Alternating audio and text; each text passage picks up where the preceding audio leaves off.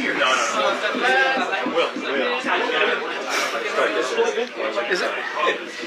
Yeah, this is my. The pool is the one of my. This is the yeah, because this is here. Hey, on the control panel, hit number 2 again for the lectern. Thank you.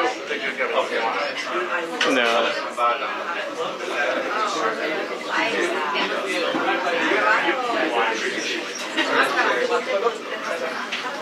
These are all the science. They're all the science. Hey guys, Peter's on his way.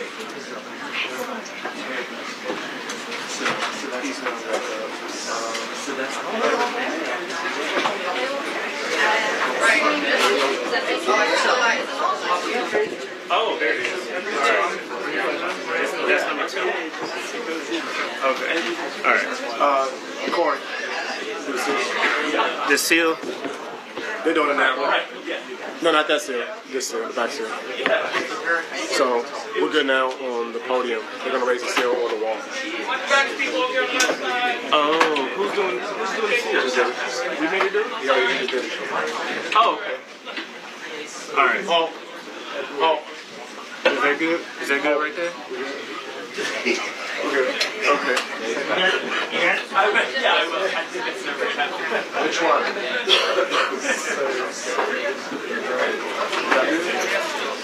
Rudy again? Rudy, raise your hand. Which one? Which hand? Rudy is. You see his fingers? Sorry. Yeah. So if you become a lunch,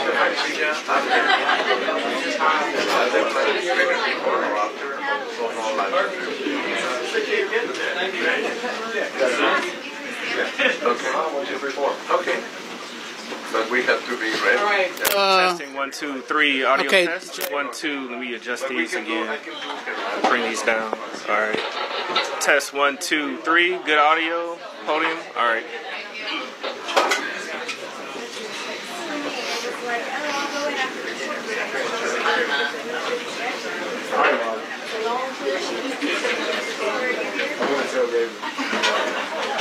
I can only play with all of it.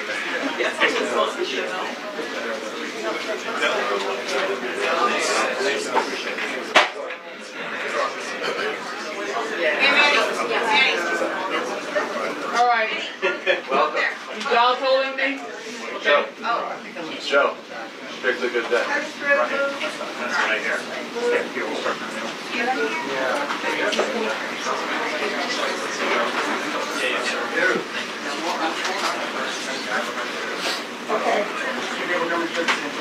Okay. Hey, Peter, did you get a white balance? What? Yes, I'm here. Yes, I do. Thank you. Okay. I'm talking on the mic. 1, 2, 3. Okay, thank you.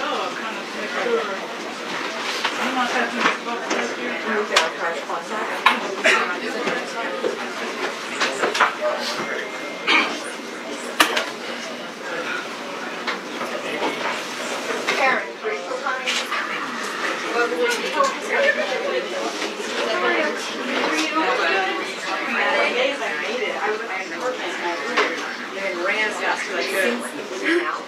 Yes.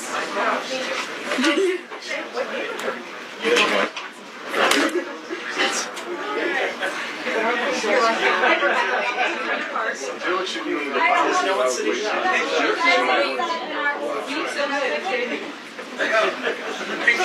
Pink shirt, Amber. You mind moving over just a little bit? Thank you. Yeah. You're welcome.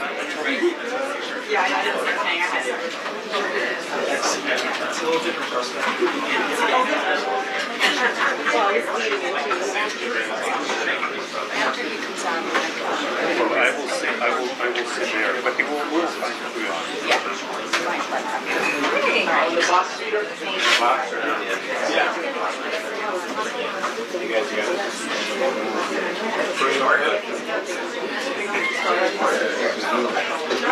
The real do you now we have How about now, Jay? yeah, I did that last year. Okay. Got it.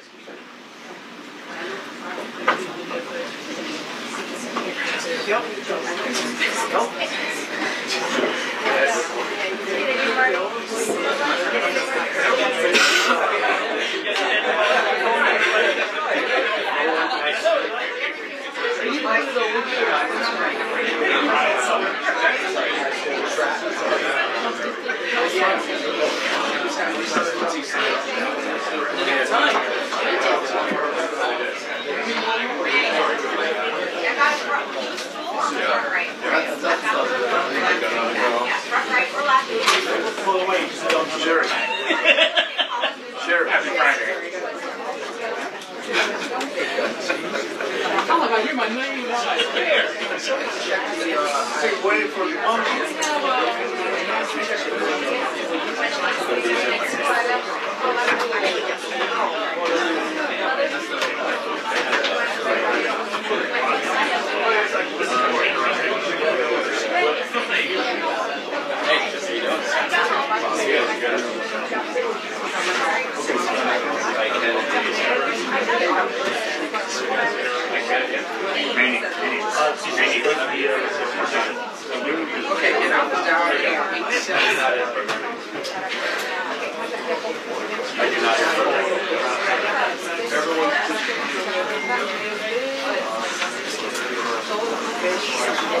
No, so I'm down.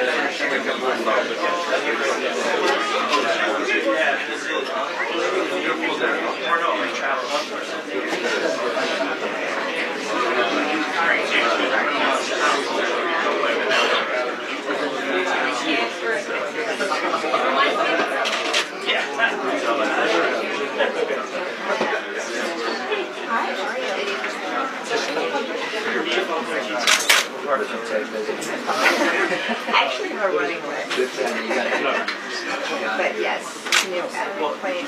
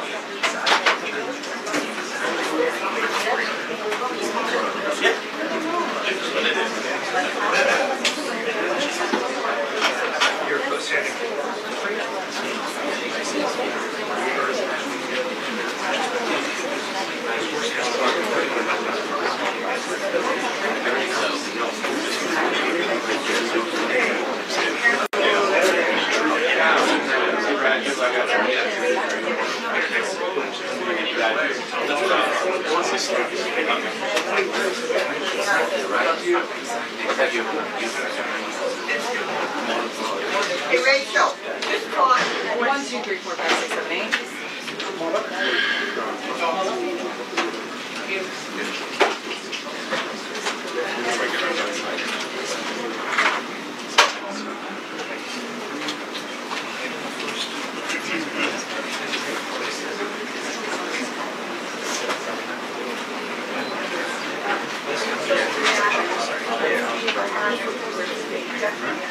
Yes. Okay, thank you.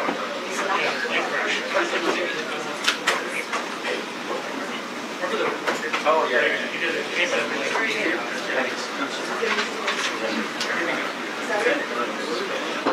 Sure. No, it's not fine. It's more your style.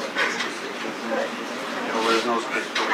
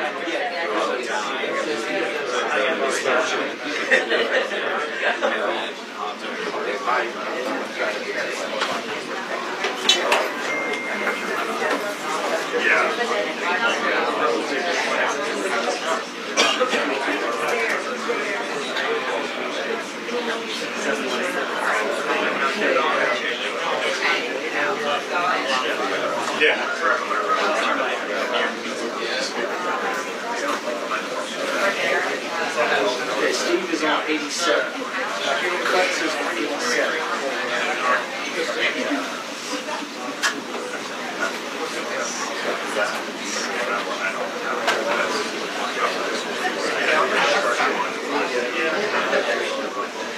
Steven cuts is 87. Manny, can you send a text? Send a text. Send a text.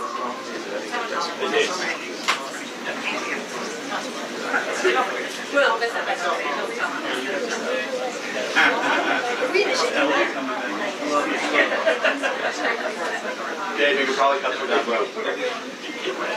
I would cover it through one person on that road.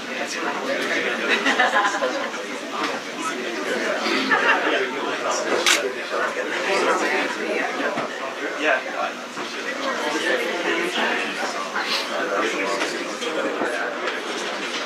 Well, there's no question this is the end of a fairly extraordinary week for President Trump. If you think back, it was less than a week ago on last Saturday night when he addressed the nation, talking about those extraordinary military strikes on Iran. Then, of course, he went to the NATO summit in The Hague, and now he, of course, is back here, and he's expected to, I'm told, celebrate what he explained earlier as a giant win by the U.S. Supreme Court. Talking about the birthright citizenship issue, of course, even though the court is going to rule on the merits of that later, but also just the idea of executive power. Well, if you step back here after the first 6 months or so of the Trump administration, of this presidency, it's clear this is his Supreme Court. This is one of the major differences from his first term in office, of course. He has 3 justices that he appointed on the Supreme Court, and the judiciary across the country also has many Trump appointees. Now, it's been a mixed bag, if you will, of rulings, as we've seen, but the ruling today by the court, it will not cause immediate relief. It will send many cases back to lower courts and open the door for class actions, but it signals one big question that all presidents have, certainly this president has, and that is the power of the executive branch, the power of the presidency. And throughout the ruling, and I'm told that the president was hearing some passages, his advisors were reading to him, that a single judge cannot block the executive branch. So that is something I expect him to talk about here at the press briefing. But it's also a moment for the president to talk about other challenges. He's staying in Washington this weekend, which is unusual. He normally goes to his golf club either at Easter during the summer or Mar-a-Lago in winter. But I'm told he's staying here to work with Senate Republicans. He wants them to get the job done, to pass his signature legislation by July 4th. That is very much an open question, the timing at least. So I expect the president is also to make some more sales pitches, if you will, on that. And there are some central questions hanging over that bill as well. Medicaid is valuable. He is not just about Medicaid. Even some Senate Republicans who are worried about the cuts in the bill, the effect it would have on rural hospitals across the country. So much on the line, much at stake for the president. But for now, at least, the end of the Supreme Court term certainly is something that the president would like to celebrate. What did you do for a while?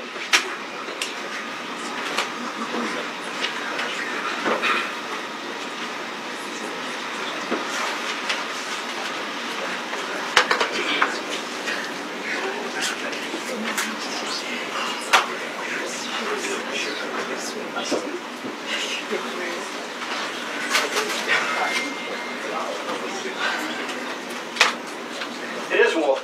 By my memory, at least, we can check this. I believe it's only the second time he has had a news briefing here in the White House briefing room. The first was in the early days of his presidency after the tragic plane crash at National Airport. He, of course, came in this briefing room and took questions. But you're right, he often does his exchanges with reporters, often on a near-daily basis in the Oval Office or other places on this campus. But no, there's no doubt this is a different moment, but he wants to obviously talk about and celebrate what he sees as a giant win, as he put it on a Truth Social earlier this morning, but also think of all that's happened again over the last week. It's been extraordinary. And many questions remain about the radio program, his foreign policy agenda, as well as his domestic priorities as well. So it's a good, I guess, halfway mark of this first year in office for the president to come and take some questions. But we'll see if he does. Cool.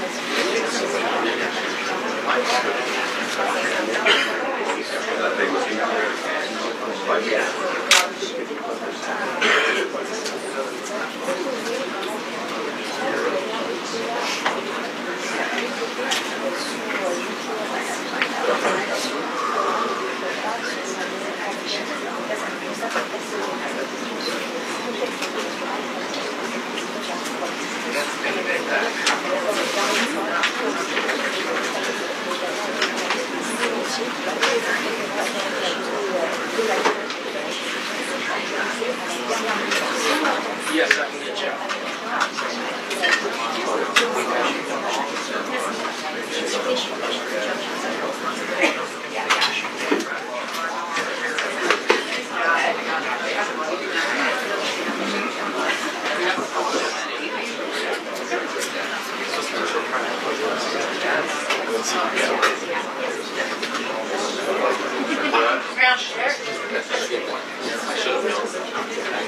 Sure. It's always when I think you're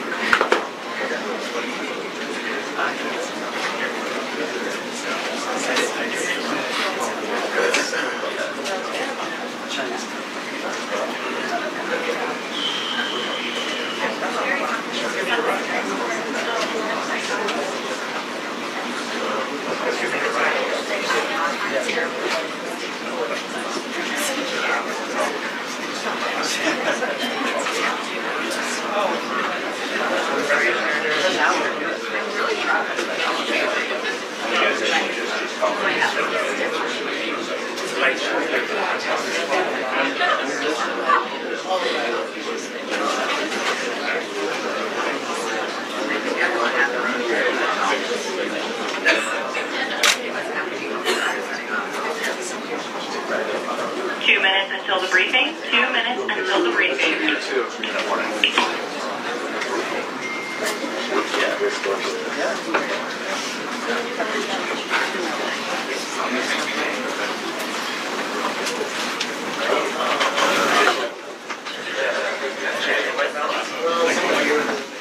Sorry.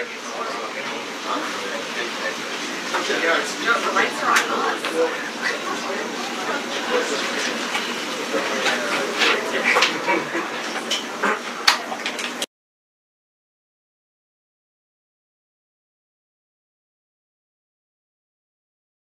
People, I want to thank Justice to interfere with.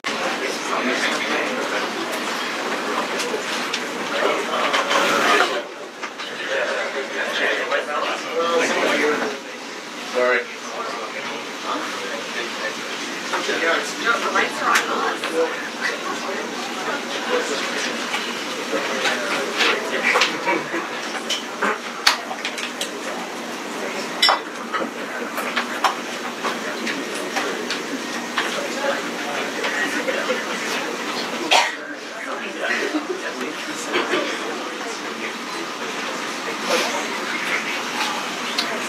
Good morning. Well, this was a big one, wasn't it? This was a big decision. An amazing decision, one that we're very happy about. This morning, the Supreme Court has delivered a monumental victory for the Constitution, the separation of powers, and the rule of law in striking down the excessive use of nationwide injunctions to interfere with the normal functioning of the executive branch. The Supreme Court has stopped the presidency itself. That's what they've done. And really, it's been an amazing period of time this last hour. There are people elated all over the country. I've seen such happiness and spirit. Sometimes you don't see that, but this case is very important. I was elected on a historic mandate, but in recent months we've seen a handful of radical left judges effectively try to overrule the rightful powers of the president to stop the American people from getting the policies that they voted for in record numbers. It was a grave threat to democracy, frankly, and instead of merely ruling on the immediate cases before them, these judges have attempted to dictate the law for the entire nation. In practice, this meant that if any one of the nearly 700 federal judges disagreed with the policy of a duly elected president of the United States, he or she could block that policy from going into effect or at least delay it for many years, tie it up in the court system. This was a colossal abuse of power which never occurred in American history prior to recent decades, and we've been hit with more nationwide injunctions than were issued in the entire 20th century together. Think of it, more than the entire 20th century, me. I'm grateful to the Supreme Court for stepping in and solving this very, very big and complex problem, and they've made it very simple.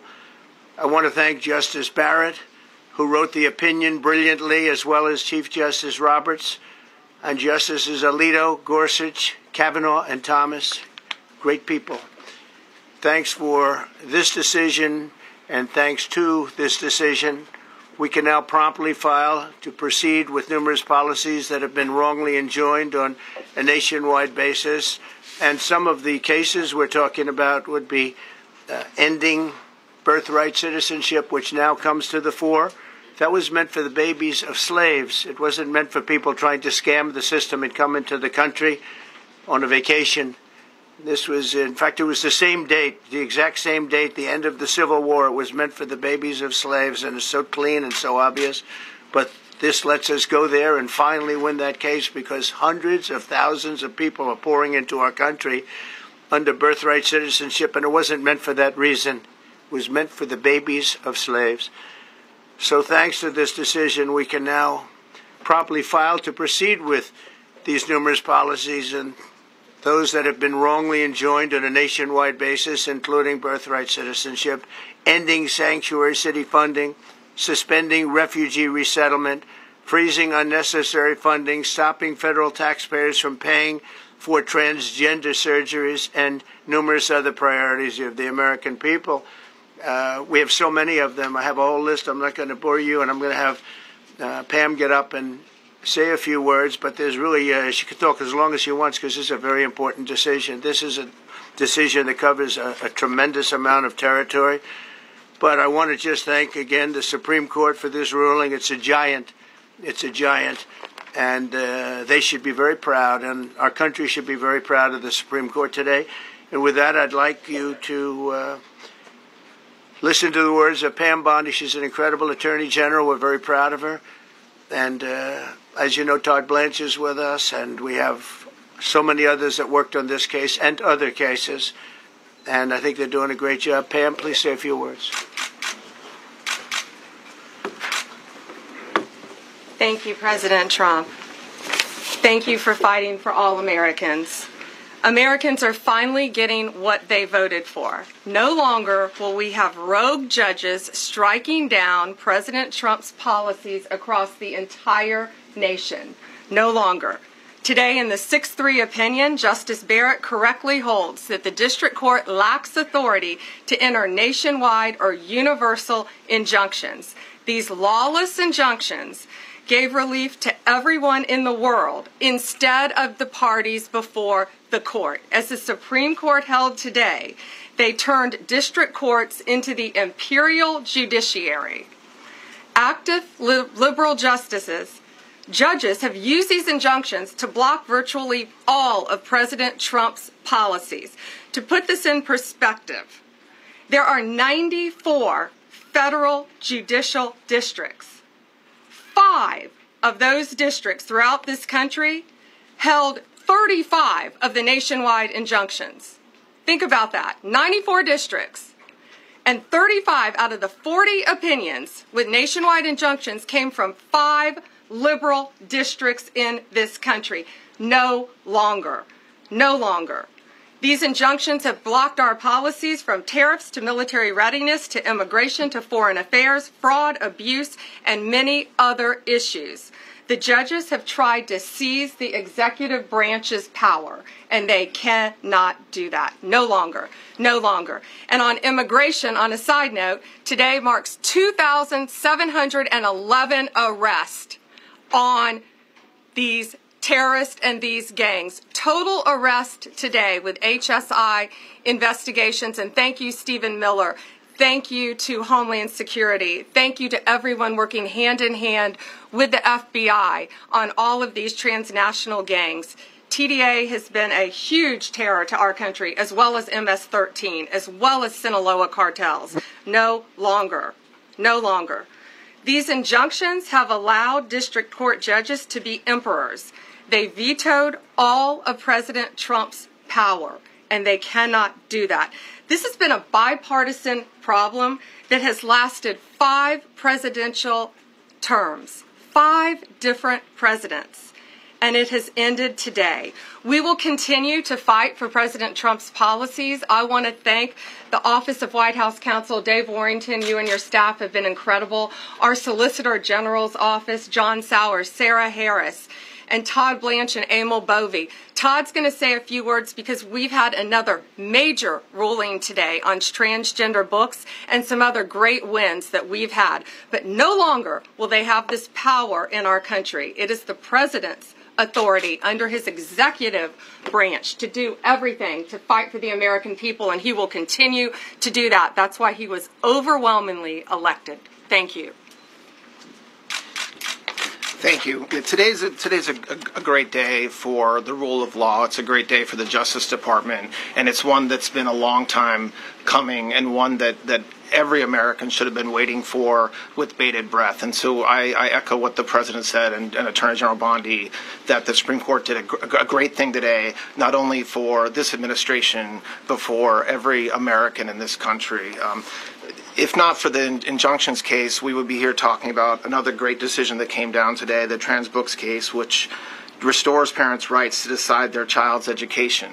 Seems like a basic idea, but it took the Supreme Court to set the record straight, and we thank them for that.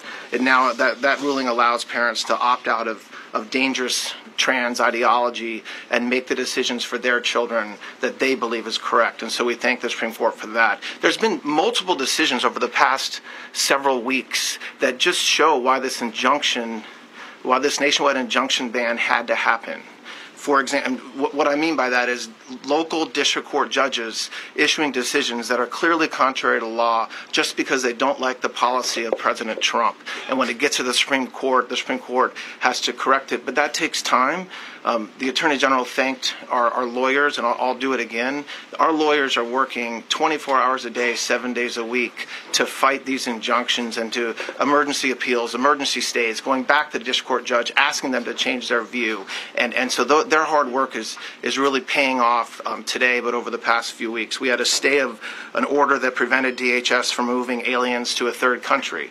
We had a stay of an order that stopped the Department of Defense from implementing military readiness, the EO that President Trump signed. We had another stay of an order forcing reinstatement of fired executive branch employees entirely within the President in Article 2, his right to do. We had a stay of, as you all know, of numerous DOJ cases. And again, every one of those stays requires a tremendous amount of work and effort by the lawyers and parties involved, and they should be doing other work. They should be doing the work that the President and this administration demands and has a right to demand, and not fighting these local judges who don't make decisions based on the law. They make decisions because they just simply don't agree with the administration's decision about a policy, and that's wrong. Thank you. Any questions? Yes, for Pam, please. Go ahead. Sure. Thank you, Madam Attorney General. So, as you know, the Supreme Court did not rule on the underlying constitutionality of the President's birthright citizenship order. So, what is the plan now? Are you going to try to implement the EO just in states where there isn't a legal challenge? Yes, so birthright citizenship will be decided in October in the next session by the Supreme Court, unless it comes down in the next few minutes. I guess it could come down. I think they're still deliberating right now on some cases. As you heard, we just got transgender books, which is a huge win. But most likely, that will be decided in October in the next session. However, it indirectly impacts us because, as you correctly pointed out, if there's a birthright citizenship case in Oregon, it will only affect the plaintiff in Oregon, not the entire country. So, yes, it's indirectly, but that's pending litigation, and we're waiting on that in the next term. And how concerned are you that the Supreme Court will come back and determine that the executive order is unconstitutional? Oh, we're very confident in the Supreme Court. But again, it's pending litigation, and that will directly be determined in October, but it indirectly impacts every case in this country, and we're thrilled with their decision today. Peter. Madam Attorney General, thank you for being here to take our questions. A couple questions to the both of you. The EO had a 30-day grace period before it goes into effect. Is there any thought about trying to make it effective immediately within that period of time? We're going to follow the law. We're going to make those decisions, and we're going to do what's right in the bounds of the law. And then the DOJ didn't ask the justices to rule on the merits of the birthright citizenship ban. Just for explanation purposes, why? Sure, because that's going to come down in October in the separate. This was huge because it's indirectly impacted today. As I said, it's case by case. Let me reiterate, of the 35 of the 40 nationwide injunctions filed against this president, against his executive authority as President of the United States, 35 of them came from Maryland, D.C., Massachusetts, California, Washington. I mean, that's crazy. These 5 districts. So, yes, it indirectly impacts us. It will be a separate decision in October. Next question. Thank you, Mr. President. A question for you, sir. Do you believe this ends the power of the lower court judges to stop your agenda? Do you see this as a full green light for your agenda going forward? Well, you'd have to really speak to the lawyers about that. But this is really also a decision based on common sense. It didn't work the other way. It was a disaster where somebody from a certain location in a very liberal state or a liberal judge or a liberal group of judges could tie up a whole country for years because their decision would sometimes take years to overturn. We've overturned many of the decisions, but it would take years to do it. And we have to act quickly when it comes to illegal immigration. We have murderers, killers, we have drug dealers, we have what they've allowed to come into our country. Should never be forgotten. It should never be forgotten what they've done to our country. And we have to be able to act very quickly, and we're going to do that. Thank you. Justice Amy Coney Barrett, sir, I know that you praised her and her opinion here in this case. She has taken some heat, though, from some of your supporters who have labeled her weak, a squishy, a rattled law professor. What is your take on that? I don't know about that. I just have great respect for her. I always have. And her decision was brilliantly written today, from all accounts. Yeah. Transgender ruling, Mr. President. What would you say to Americans who fear that this is more and more concentration of power in the White House and the executive? Well, this really brings back the Constitution. This is what it's all about. And this is really the opposite of that. I mean, the question is fine, but it's the opposite. The Constitution has been brought back. Thank you so much, President Trump. Illegal crossings on the border are zero now. Zero. Does everyone hear that? Trump 2028. Do you intend, President Trump? Who's that guy? I like him. He's working the cameras. With this new reality, President Trump, in the border, do you intend to engage personally with leaders from South America, not only Central America, in order to tackle this situation in a different way, and if you have a perspective of meeting some presidents from South America, as Brazil, for example? Well, you see, as an example, not South America, but NATO over the weekend. They have great respect for our country now. They did things that nobody thought was possible. They took funding from 2% to 5%. Nobody thought they'd ever pay the 2%, and now they're paying the 5%. It's over $1 trillion more a year. Think of that, $1 trillion.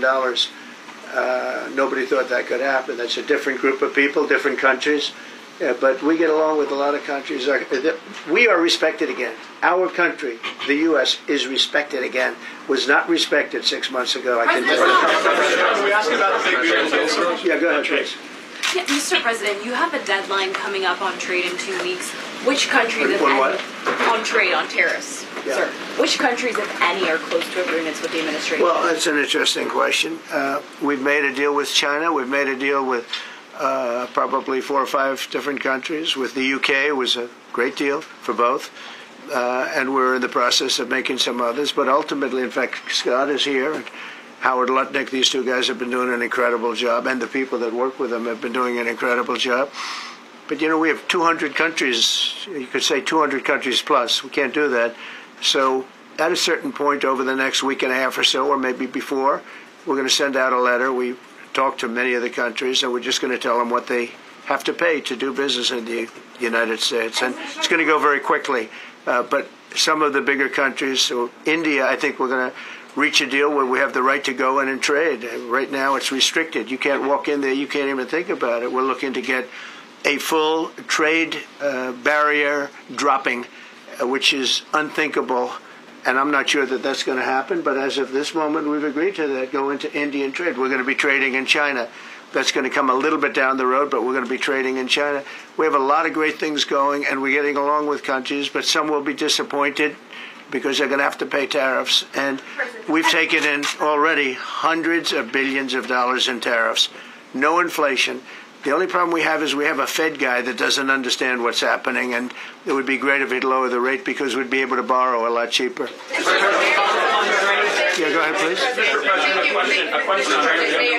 Why don't we keep it on this subject? This is such a big subject. You know what? Trade is so big, but this, I don't know, in a certain way, this might be bigger than trade.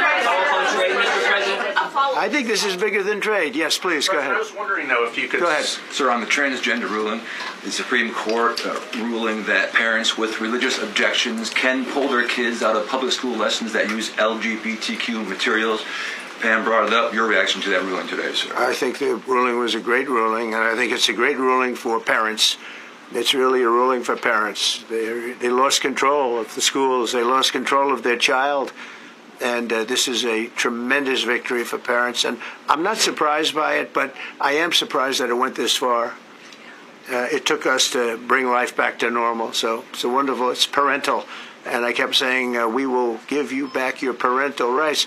They were taken away, and this is a tremendous victory for parents. Yeah. Mr. President, if you look at the back at the last week, it's been extraordinary in terms of the action in the Middle East. You were at The Hague. I'm wondering now, hell of a week, hasn't it? I'm wondering now if you believe that Iran. I'm wondering now, sir, if you believe that Iran has given up its long history of ambitions with nuclear weapons, or what you would like to see from them to prove that they do, and what type of meetings is your administration looking for next week with Iran? So Iran wants to meet. As you know, their sites were obliterated. They're very evil nuclear sites. They were, now has been proven. We had some fake news for a little while. The same people that covered the Hunter Biden laptop was from Russia. The same people that did 3 or 4 other Russia hoax. But on their end, no, wait, just listen. They came up with something that delayed the credit that our great pilots and these great America, I mean, what talent that was, and they hit it right down in the spot. 52,000 feet. Think of this dark, no moon, you couldn't see a thing. And they hit the refrigerator door, as they say. That's the size of a target. And overwhelmingly, and it's amazing what was done. We're the only ones that could have done it. And we took out the 2 of the other sites also, in addition to that. We finished them off. That was a very evil intention. I believe that, and again, time will tell, but I don't believe that they're going to go back into nuclear anytime soon. They spent over $1 trillion on nuclear, and they never got it together. And nothing was moved from the site, by the way. To do that is very dangerous. It's very, very heavy material. Those cars were most likely the cars of masons because they were pouring concrete at the top, at the hatch, as you know, the hatch going into the nuclear site. They wanted to reinforce it, and they had some masons there pouring concrete. By the way, that concrete was obliterated. It hit exactly at the concrete. It was, I don't think it had a chance to dry, but everything's down there. It's under millions of tons of rock. Please. Yes. Your administration has said that El Salvador is one of the safest countries in the hemisphere. So why haven't you yet canceled temporary protected status for that country? Was it part of the deal? Well, we'll take a look. We've had a great relationship with El Salvador. They have a fantastic leader. They built a massive prison system. And I don't know exactly why, but it's a hell of a system. And we bring people there, and when they go there, they don't get out. And frankly, when they hear they have to go there, they become very nice people.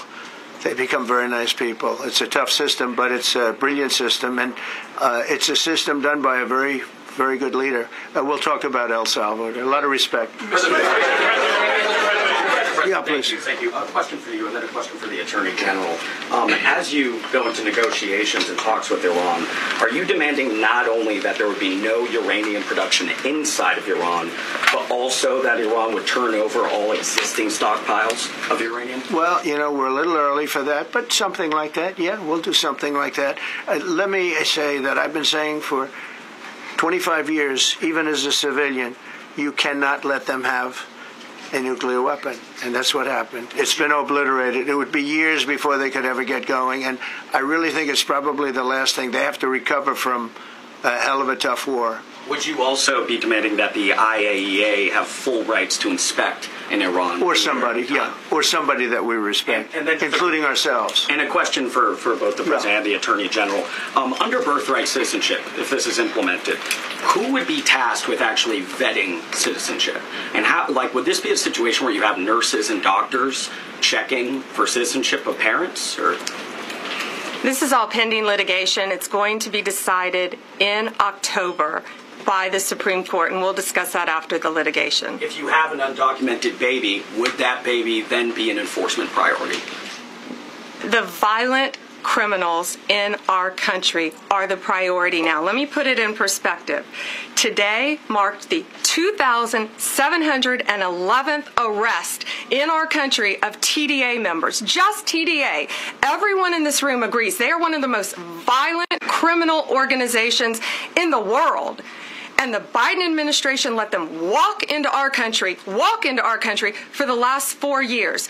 2,711 of them today have been arrested in our country. That is the priority of Donald Trump. That is the priority of this country, of Homeland Security, of all of our lawyers, of FBI. That's the priority. That will be discussed in October when the Supreme Court hopefully rules in our favor, and we're very confident of that. But you should all feel safer now that President Trump can deport all of these gangs, and not one district court judge can think they're an emperor over this administration and his executive powers and why the people of the United States elected him.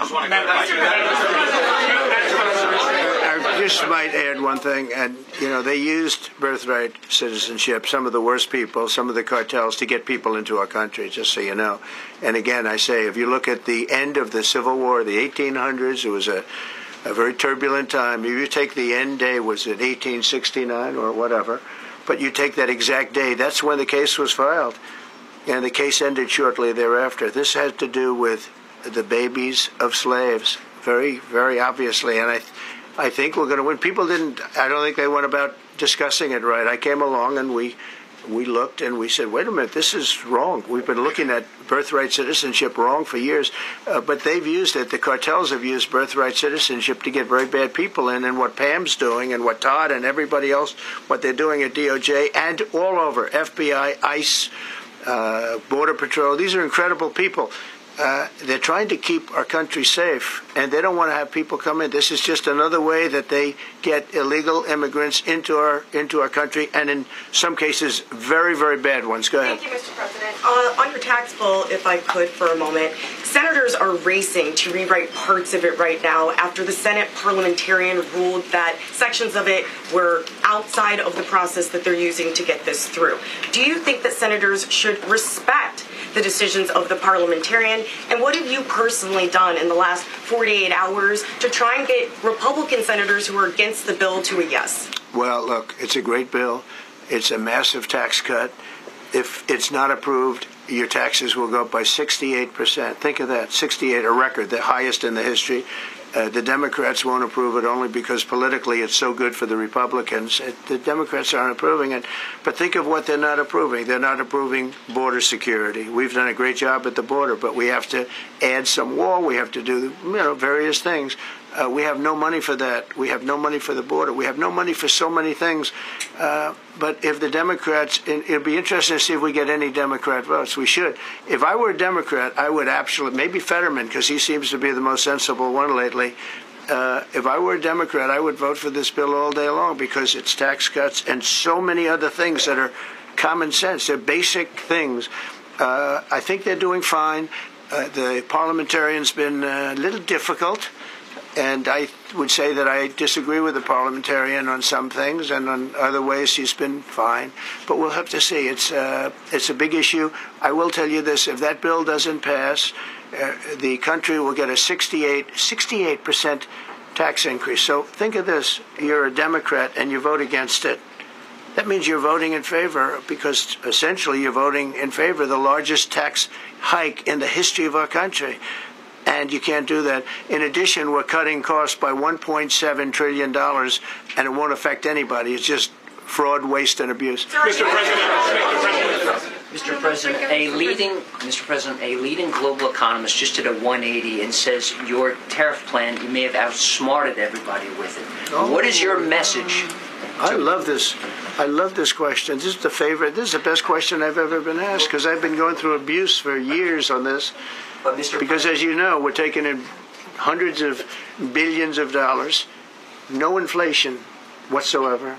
But, Mr. President, what is your message to critics who think your tariff plan will cause a recession?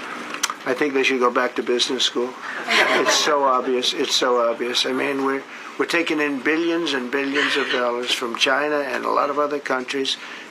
We took in, I had a call from somebody in the House and a high official. Sir, we have a problem. We don't know what to do. The books are a mess. I said, what do you mean by the books? The books, the money coming in. It's so terrible. I figured, oh boy, what's this? I don't like this question. I said, so what seems, there's so much money coming in, and there must be some kind of an accounting mistake, because we have hundreds of billions of dollars more money than we thought. I said, do me a favor, go check call me back. You have to call me back. Check the tariff column. He calls me back 2 hours later, says, you're right. We took in $88 billion in tariffs. They have so much money coming in. But more important than the money coming in, we have companies coming in, factories coming in, auto plants being built. AI is being built here instead of being built all over Europe and Asia. We have all of it. We have over $15 trillion, just about, Scott. I think we're right about that number. We went to Saudi Arabia. We went to Qatar, we went to UAE, very smart people, very smart leaders, great leaders, and we took in $5.1 trillion just there without the tariffs. I mean, they also liked a thing called November 5th, November 6th, and November 7th. That was a very good little period of time. It's called the presidential election. You know, you used to have one-day election. Now you have it go over it. But even if you just took that little period, because it was pretty obvious it was going to be a landslide. And they like that, but they love the tariffs.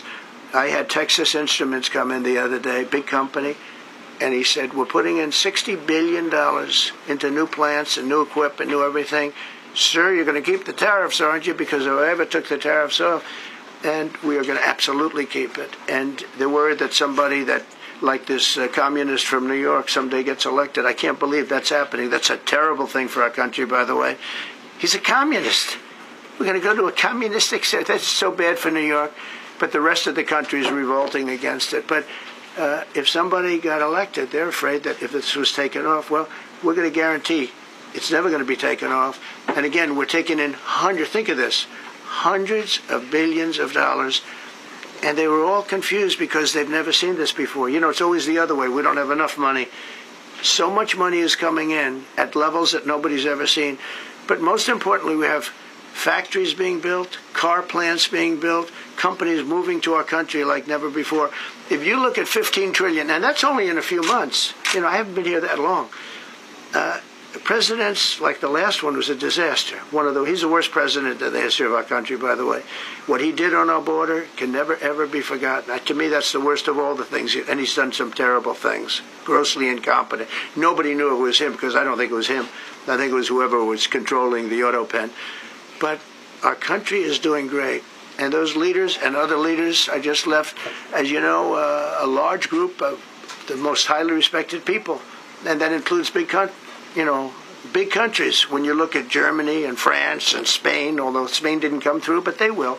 By the way, guaranteed they will. That was the only country that sort of tried to hold back on putting up the money. But just so you know, they said, it's unbelievable what's happened to the USA. You were a dead country. We didn't respect the country, the leader. You were dead as a doornail. One said to me, you went from being a dead country, you are right now the hottest country anywhere in the world. The whole world is talking about the USA, and everybody wants a part of it, and they're pouring into our country, and you're going to see those numbers. Thank you for that question.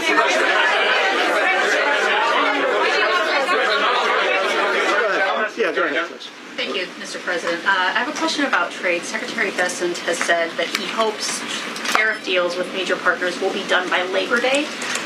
So if some deals are not done by your July 9th deadline, will some countries' tariffs go back up, or will they stay where they are now? Well, there's some countries that are used to ripping us off, to be honest with you. And I don't want to name them, but you sort of can name them. And they're so used to just, taking it billions and billions of... Look, we had a trade deficit of more than $1 trillion. Think of $1 trillion. A trade deficit. That's because nobody cared. We cared a lot when, I took in hundreds of billions of dollars in tariff. We had the greatest economy in history up until now. I think we're going to blow it away. But during my time, and especially prior to COVID, we had the greatest economy in the history of our country. I think we're going to blow it away now based on the kind of numbers that we're seeing. But some countries are very angry because they've been ripping us off for years. They've been making billions and billions of dollars. There was nobody to negotiate with. They could do whatever they want. They charged us tariffs, by the way, at numbers that we've never seen before. And we ended up losing much more than $1 trillion a year. $1 trillion a year on trade. And now they're being met with a force that's far greater than them. And they don't like it. So they're upset. Because instead of making, $5 billion, they're going to break even. Or they'll make a little bit. I want to be nice. They'll make a little bit. Or we'll make a little bit. It's a big difference. Yeah, please go. Go ahead. Red dress. On the 2020 election, is there any more information on the special prosecutor? So many Americans still have questions about the 2020 election. And speaking of rogue judges, would you consider appointing somebody at DOJ maybe to investigate the judges that allowed for the political persecution of you, your family, and your supporters during the Biden administration? I love you. Who are you? I'm Kara from Lindell TV. Well, that's just a very nice question. And it's not a setup. I have no idea who you are, but I appreciate that question. All I can say is we're not here for that. I hope so. I hope they're doing thing because that election was rigged and stolen, and we can't allow that to happen. You know, a lot of people tell me, sir, you just won the greatest election in the history of our country. You won at numbers that won all 7 swing states, won the popular vote, won everything. Sir, go on with your life. And many people say that, good people, friends of mine. Then you have people that say that same thing, go on with your life, but you have to find out what happened because you can't let that happen again. Look at what this lunatic did. Look at what he did. He opened our borders to people that were murderers, 11,888 to be exact, murderers. And we've captured many of those murderers, and we're bringing them back. Or some of them are so dangerous that we don't even want to bring them back. We're afraid they're going to try and come back in. But he allowed people to come into this country, people from mental institutions, insane asylums. That's a mental institution on steroids. People from mental institutions, gang members, drug dealers, people, jails being emptied out into our country. Venezuela emptied out almost its entire prison population into our country. But I don't want to blame them. Many countries have done that. The Congo, you know, we have a great press conference coming up later, and it's the Congo and Rwanda. You know, they were fighting for years, and it was machetes, it was vicious, it was as vicious, people's heads being chopped off. And I have a man who's very good in that part of the world, very smart, and put them together, and we're signing a peace treaty today. First time in many years they're going to have peace, and that's a big deal. You know, we talk about Russia, and we're working that one. President Putin called up, and he said, I'd love to help you with Iran. I said, do me a favor. I'll handle Iran. Help me with Russia. We got to get that one settled. And I think something's going to happen there. But we did some great work. India and Pakistan. That was going to be maybe nuclear. We did that. We did a lot of work. I don't know if there's ever been a president that's done much more. Serbia, Kosovo was going to go at it. Going to be a big war. I said, you go at it. There's no trade with the United States. They said, well, maybe we won't go at it. That's what happened with India and Pakistan. I was negotiating with both of them, and I said to Scott, I said to Howard, cancel all deals with India and Pakistan. They're not trading with us because they're in a war. They called back, what do we do? I said, look, you want to have trade with the United States, it's great. But you want to go and start using nuclear weapons on each other? We're not going to allow that. And they both agreed. Both have great leaders. They both agreed not to do it. So we did a lot, but I appreciate that question.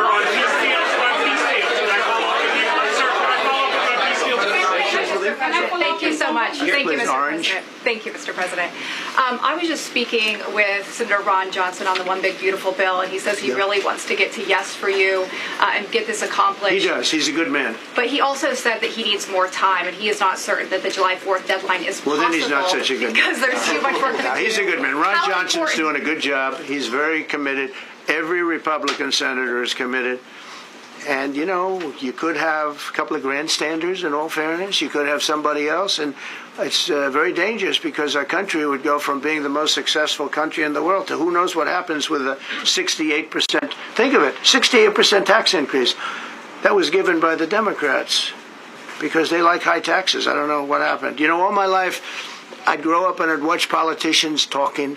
They'd say, oh, that's fun. And they were always saying, we will cut your taxes. We will cut your taxes. I never heard it. They say, we will raise your taxes. And they elect people like this guy in New York that maybe has a chance. I find it hard to believe, but he maybe has a chance. They want to raise your taxes. So they want to see a 68% tax increase. That's more money than anybody could afford. You'd go into a depression if that ever happened. So I think there's a lot of pressure to get that approved. How important is the July 4th deadline to you? It's important. It's not the end all. It can go longer, but we'd like to get it done by that time, if possible.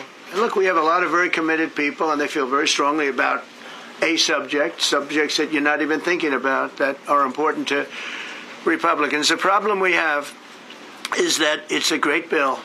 It's a popular bill, but we'll get no Democrats only because they don't want to vote for Trump. If that bill was their bill, oh, they would be so happy. It's so great for our military.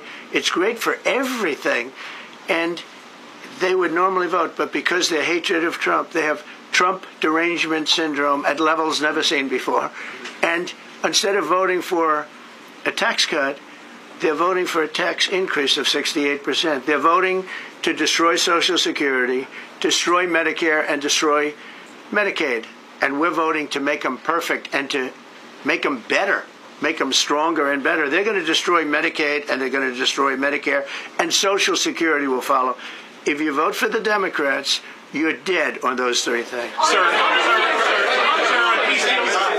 Thank you, Mr. President. On a related subject, many Democrats have said that they are not going to support crypto bills in Congress only because of you and your family's personal crypto ventures. And these votes are in some cases needed to pass. Are you open to the idea of pulling away from your personal crypto ventures just for the next few years if that helps get these crypto bills passed in the next few months? Well, it's a very funny thing, crypto. So I became a fan of crypto, and to me it's an industry. I view it as an industry, and I'm president. And if we didn't have it, China would, or somebody else would, but most likely China. China would love to. And we've dominated that industry. It's a big industry, by the way. In fact, when the stock market went down recently, crypto and Bitcoin and all of that went down much less than anybody else as a group.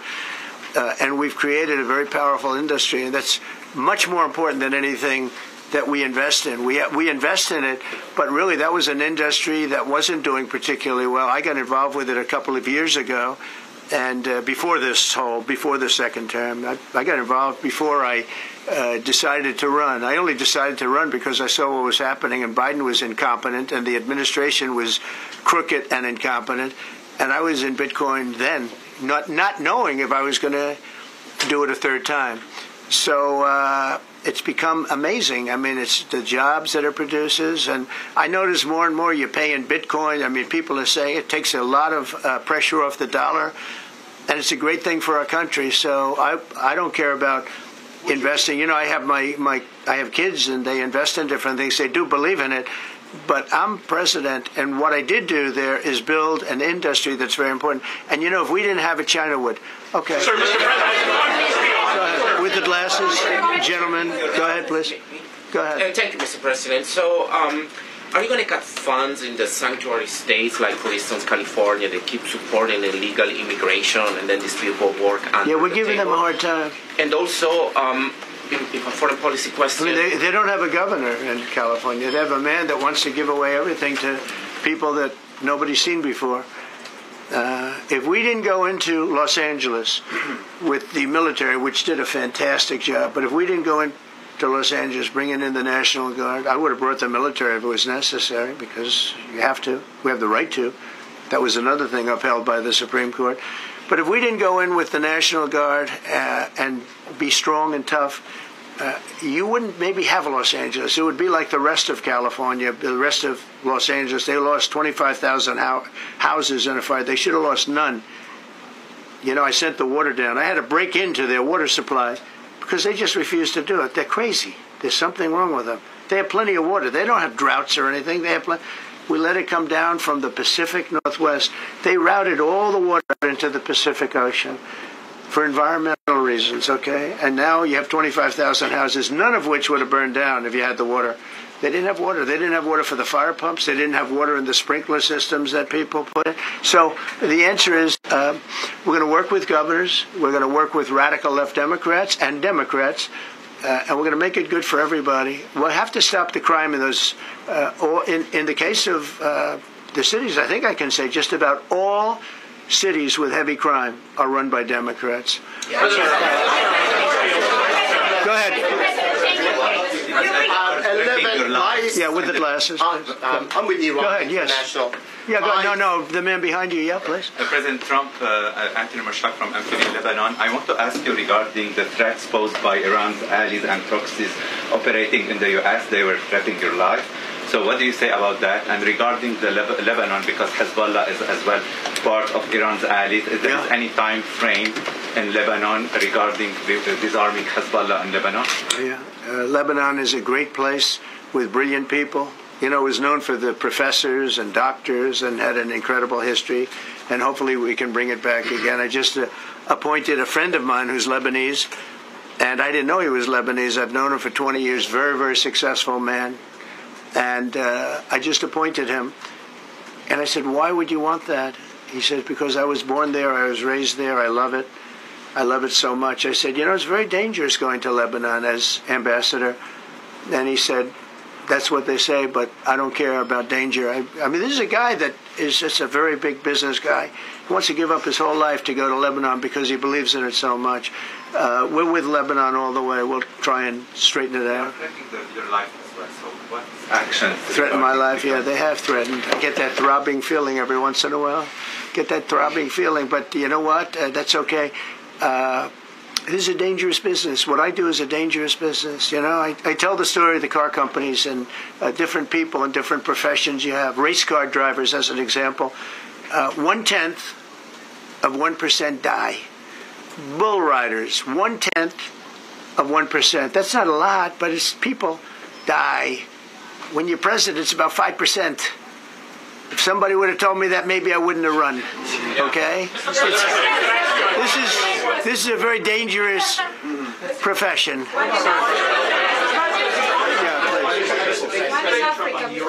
By the way, so many questions. Should we keep this going, Pam?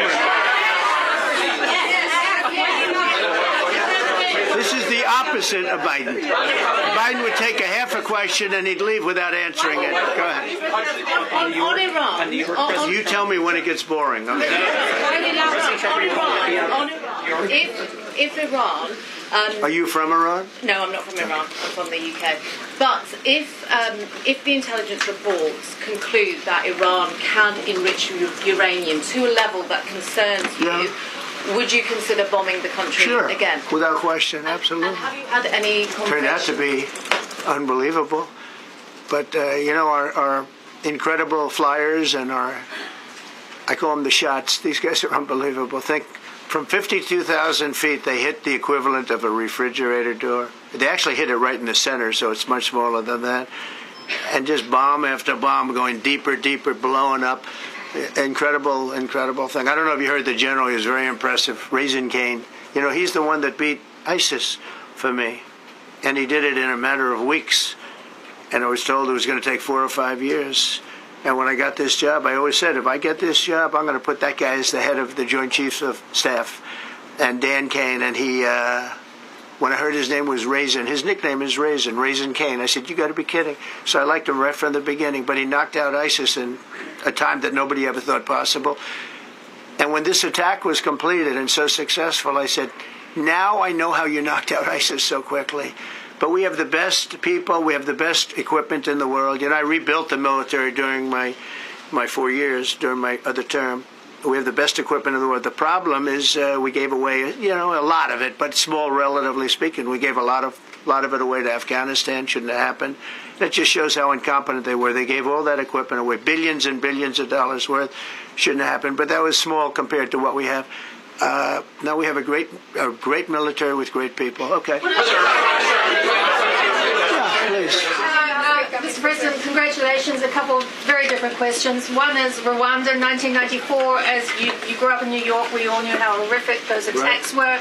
Congratulations on that treaty. There are talks that perhaps... That's going to take place today at 3 o'clock in the Oval Office. We're going to have a signing with Rwanda and the Congo. I have a follow-up. So I'm a little out of my league in that one because I didn't know too much about it. I knew one thing. They were going at it for many years and with machetes. It is one of the worst wars that anyone's ever seen.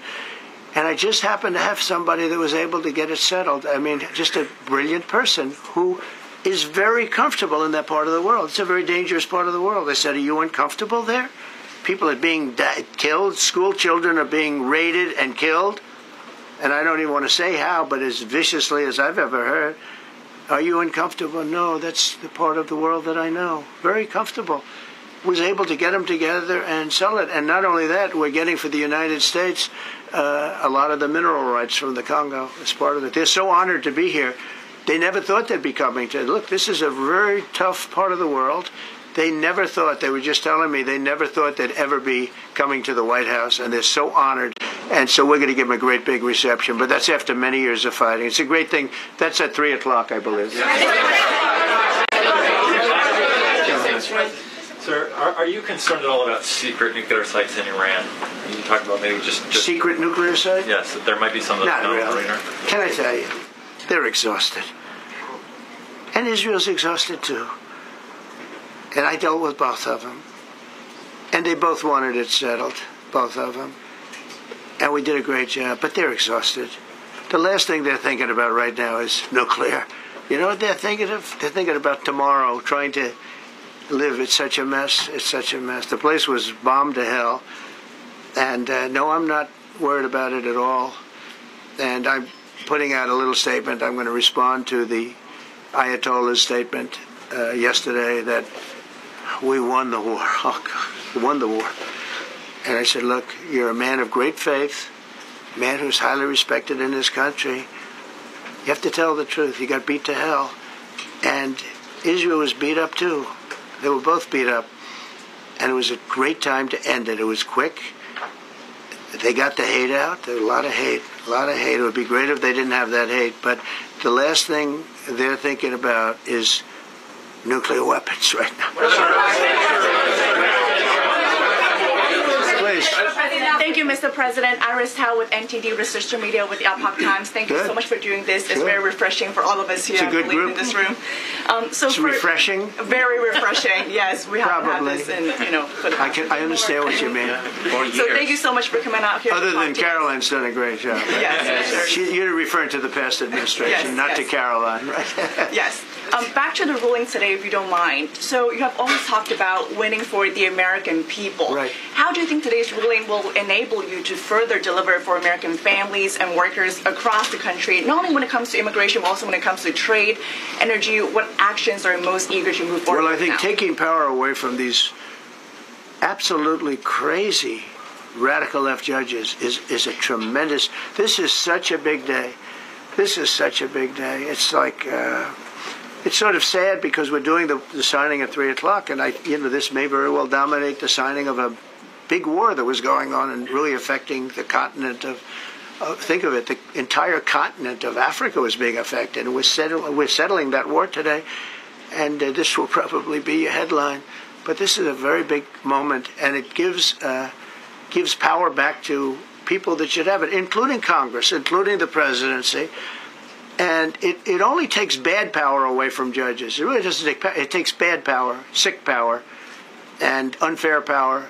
And it's really going to be, this is a very monumental decision. Yeah, please. Yes, President, thank you very much. On July 9th, is that July 9th date set for tariffs to snap back?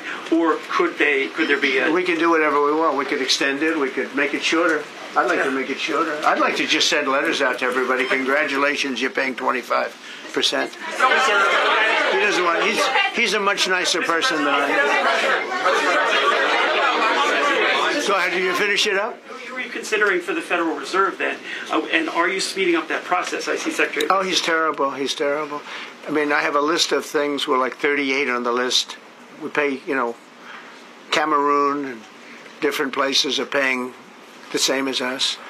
Because, you have somebody sets a rate at 4% or 4.5%. It's hard to go out and say we should be paying 1% when you have your so-called experts doing it.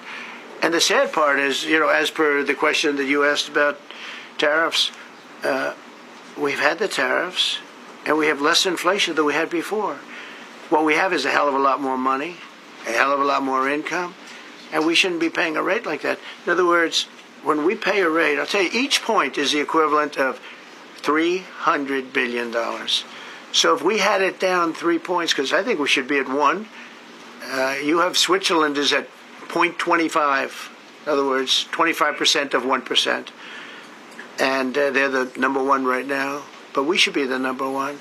And soon you're going to have, I think, you're going to have where the people will pay will pay, like we had a few years ago, where you put up money, you loan money, and you actually, instead of paying, you get paid. I love that. I don't know if it's any good, but I love it, where you put up money and you get paid. But we should be in a category, so we should be at the top of the list, not toward the bottom of the list. But we have a man who's not a smart man, and he probably has Trump derangement syndrome, and he's just not a smart person. What he's doing, though, is hurting us for years to come, because if we borrow money at 2 points higher than we should be paying, that's $600 billion. Wouldn't you say those numbers are about right, Scott? So it's 2 points would be about 600, actually more than that, but about $600 billion, all because the guy doesn't want to lower the rates. He's doing the service, a very disservice, and then he goes up and talks about, I'd like to see costs come down. You know, he gets up and he does his little thing for 5 minutes, and he goes out and he goes back to the beach. He goes, I'd like to see costs come down. Well, he could lower the interest cost by $900 billion a year. All he has to do is lower rates. And everybody's saying, I was watching some of the business shows today, and they're saying, you know, Trump's right. He should really be cutting. The country's doing well. We have no inflation. Now, despite him, we're doing great. But if we got the rates down, we would be a rocket ship. So I think that'll be it. And I just want to thank everybody. This is a really big day. We've had a big week. You know, we've had a big week. We've had a lot of victories this week. NATO was a tremendous victory. The war was a tremendous. Look, we were talking about this for 30 years, about Iran being nuclear. And all I said is it will not be nuclear, and it's not going to be nuclear. And, you know, I want to give credit to a lot of people, and most importantly to our great military. Boy, they put out that fire. Once that happened, once those bombs got dropped, that war was over. That war was over. But I just want to compliment them. Incredible. The general and all of his generals. Pete Hegseth was great. They all. And now I want to compliment Pam. A lot of genius went into this. You know, people, if you don't say it exactly right, if the Supreme Court doesn't get it because it's incorrectly spoken about, and that happens. A lot of cases are lost because they don't say the right words. But I want to correct. She's going to go down as a great attorney general. I may change my mind about that. I don't know. Maybe someday I'll have call and say I was only kidding. She's going to go down as a great attorney general. This was a tremendous win, and we've had tremendous wins, but this was a tremendous win today. So I just want to congratulate you and Todd and your whole staff. Very brilliant people, and we can't forget John Sauer. That's right. Who is with. There's a medical emergency within his family, so he's taking care of that, and we said absolutely. So I just want to thank everybody very much. Thank you. Jeff Bezos on his wedding weekend. Thank you, Mr. President. Thank you, sir.